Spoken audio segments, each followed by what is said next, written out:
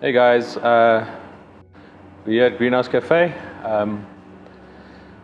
It's sort of a normal Friday afternoon. This is going to be our third COVID-19 statement. We've set up here for a wedding for this weekend. Theresa's joining me.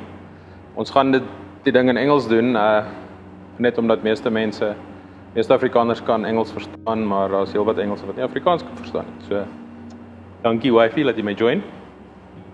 Hi, welcome on Amal. Thank you very much for all our amazing brides that we've communicated with this week. It's been a crazy roller coaster. We've had people in tears. We've had people being grateful that we're accommodating them. We've had lots of support from our community. And it's really important to us because that's the reason we started the business. As many of you know, we employ over 200 people on the farm. It is a family business. Thomas's parents have been here since the 70s. And we are very passionate about sustainability, upskilling, uplifting our community. So those 200 salaries actually end up feeding 1,000 people. So it's really important for us that we flatten the curve, we're 100% compliant, but that we also continue with our business in the best way we can. So there's been a lot of frustration during the week and the anxiousness that Theresa's talking about, especially around the confusion about the numbers that have been thrown around.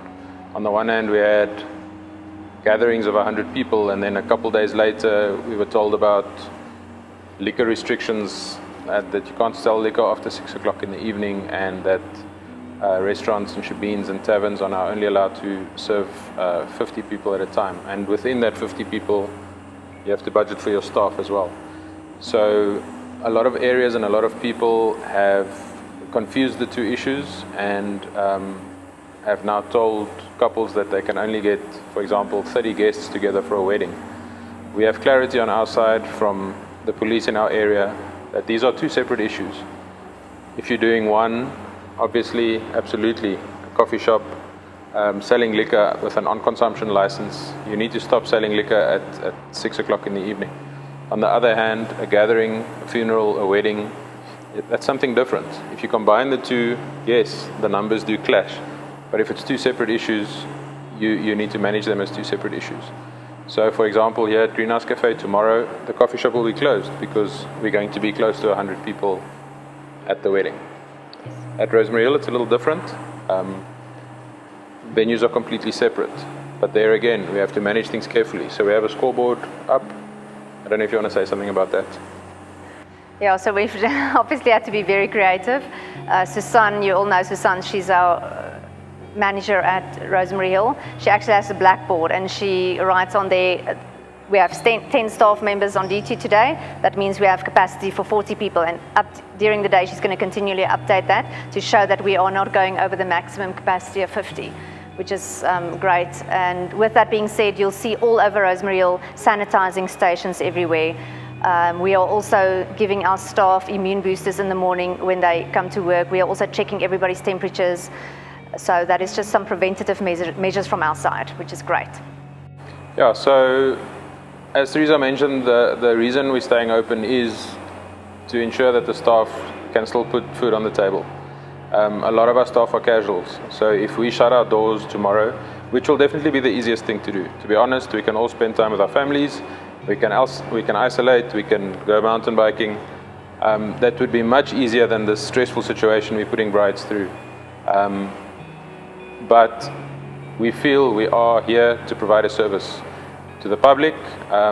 It's a safe place. You know, you can come and hardly have any contact with other people. You can come to the parking lot, buy a day pass, scan it with SnapScan or Zapper.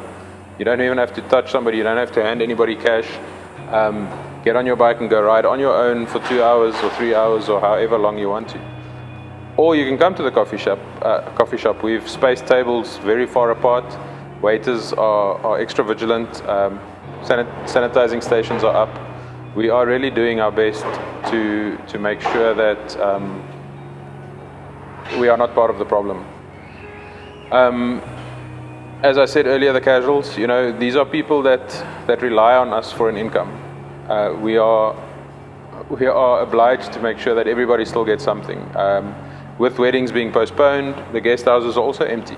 So our housekeeping staff are also going to have reduced shifts. But that's part of the thing. We'd rather let everybody get a little bit than to shut down completely and let them get nothing. So I think from me that's the message, that we believe in being responsible, encouraging families to stay home or to come out into the countryside and do something healthy. We want to try some different options, drive-through options, or even picnics where you can pitch up at Rosemary Hill with a pre-ordered picnic date, come and pick up your box, go for a drive on the farm. We're going to open up the farm completely. Families can then go and find a peaceful spot, kids can play outside, and you can enjoy a nice picnic in the countryside.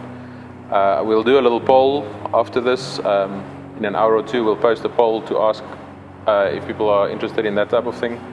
Maybe even do some photo shoot specials with Mighty Fine, our resident photographers on the farm. We're prepared to look at any options for people to still get the benefit of enjoying the outdoors close to the city. Travel bans are in place, so we can't even go to the coast.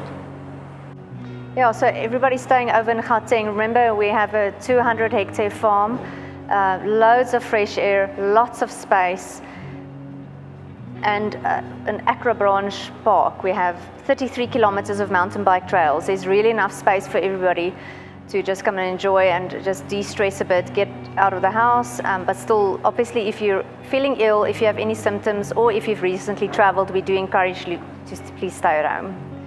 So on behalf of Thomas and myself, we hope to see you this weekend. Just remember, if you have to wait at the coffee shop because Susanna's going to stand there with a clipboard and count everybody, just be patient, and we'll see you around. Thank you.